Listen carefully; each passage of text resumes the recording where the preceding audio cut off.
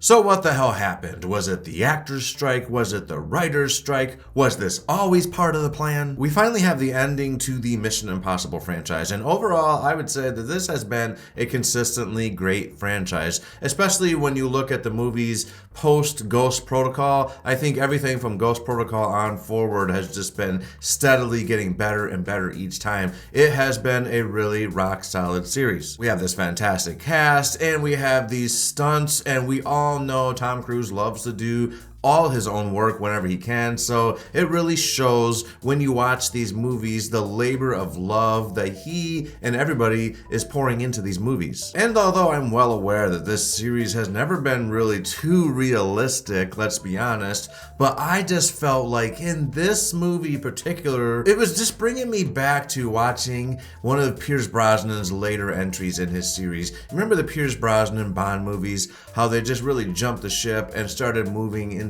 just, yeah, we know what I'm talking about, I think. So that's how this movie felt to me. So let's dive in and discuss just what exactly didn't work about this movie for me and give you my overall score.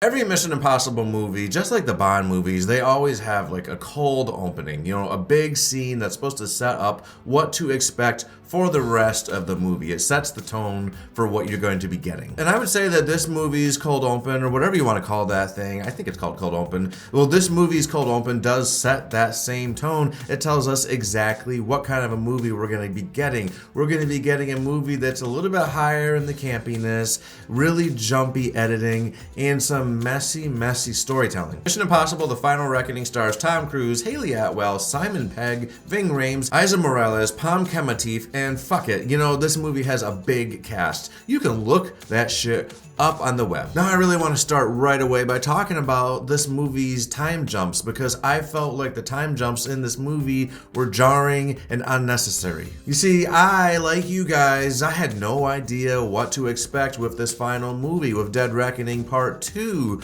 because the way that movie ended, it was open-ended. You just didn't know what was going to happen. But what I didn't think was going to happen was that we were going to suddenly jump forward in time, and just, I just was not expecting that. And because of that, I can now understand why this movie's title is not Dead Reckoning Part 2, it's The Final Reckoning, because this movie, it just does not flow very well with that previous one. Is that the result of the writer's strike that happened around the time that this movie was wrapping up filming? It's possible for sure, but then I think back to Tom Cruise saying that they had filmed most of this movie before that strike started, so it seems like this movie didn't really get too impacted by the writers or actors strike. So I think that a lot of this is how the movie was going to always be.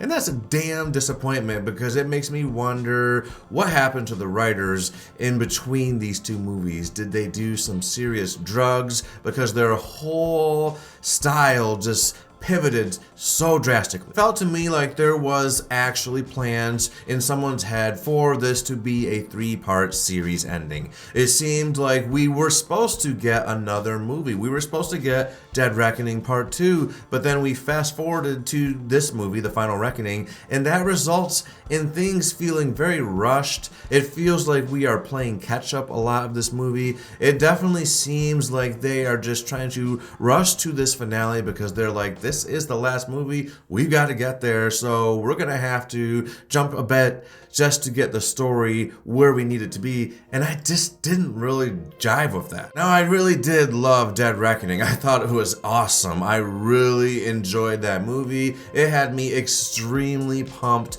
for this sequel. But one thing I noticed when I was rewatching that movie as well is that there's a little bit of a cheesiness going on anytime you have a room of people explaining something to someone else. And that weird trend continued in this movie. Let's look at some ideas. Think about that scene where the president is being briefed about this whole situation that's going on, and everybody in the room takes turns times saying a different line from this prepared speech, and it made me wonder, obviously this is writing for the, you know, the writers of this movie, that's writing, but what is up with this conversation? It just doesn't make sense. It doesn't feel natural. It's like, okay, Mr. President, if we don't get a hold of this now, then this is going to happen.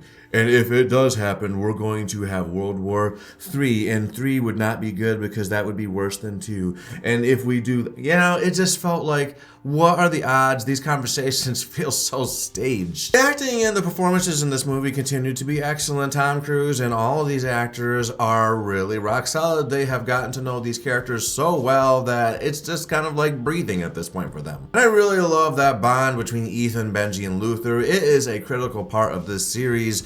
Believe it or not, you could say that this series is kind of like the Fast and Furious. It's about family. I don't use the cheesy ass word, but it's implied. These guys are family. And I really thought that the newcomers that were new in the previous movie, Hayley Atwell and Palm Kentaleaf, I don't know how to say your name, sweetie, but it's a great name, and you're a great actress. You continue to be a very over-the-top Bond villain style person in this movie, and if that's what they're going for, you really nailed it. And although Gabriel and the Entity are presented as the villains of this movie, I'd like to think that the real villains of this movie is the writers and their weird decisions that they were making when they were coming up with this story, and also probably a little bit of the editor too, because I'm pretty sure that you cut out some very crucial scenes that would have made this movie make a lot more sense. It might have ended up with a 5-hour movie, but then you could have just cut that and we could have had Dead Reckoning Part 2 and the Final Reckoning.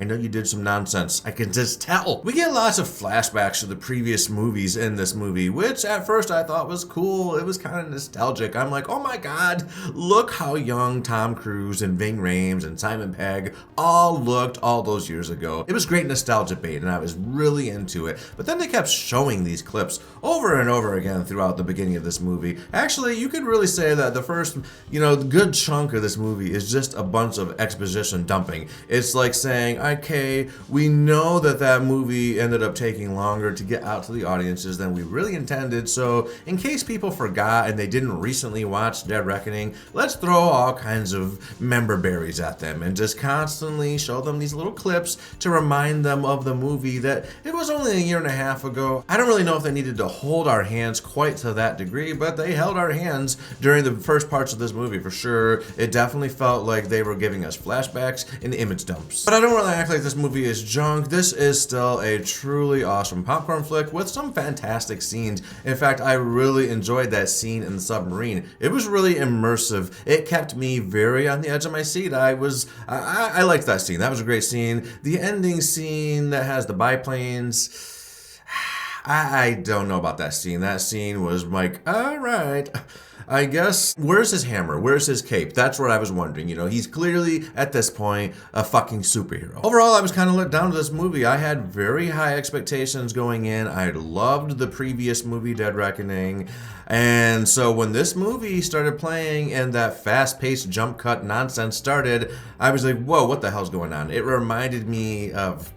There's a show called Bloodline on Netflix, and season 1 and 2 were really great, and then in season 3, that show was like, let's speed forward to that ending, and that's what this movie did. And so for that reason, this movie, it kind of ranks lower on the list of the Mission Impossible movies for me. In fact, I would say the only one I liked less than this movie is that original Mission Impossible movie. That movie, I'm glad that it came around and it started the franchise, but let's be honest, it was a little boring. It was a little bit slow. At least that's how I felt. But this movie is just above that. Even the second movie, which had some really over-the-top nonsense, is better than this movie because... I can't tell you why exactly. It just is. So for me, this movie is a 6.5 out of 10. That's my overall thoughts on this movie. I really wanted to be just, I wanted to like this a lot more. Put your thoughts on this movie in the comments and let me know. What did you think of it? Do you agree with any of the things I said? Or do you think, man, This guy is just consistently harsh on movies. I gotta be honest, I am not so impressed so easily. I don't just look at the shiny toy and say, oh my god, there's an explosion, there's action, Tom Cruise is doing his own stunts, 10 stars. It's not me, that's not me. I have standards, and I just felt like this movie didn't meet my standards. If you liked this video, go ahead and hit the like button to let me know that you liked it. And if you want to hear more things from me, you should subscribe to this channel. Later.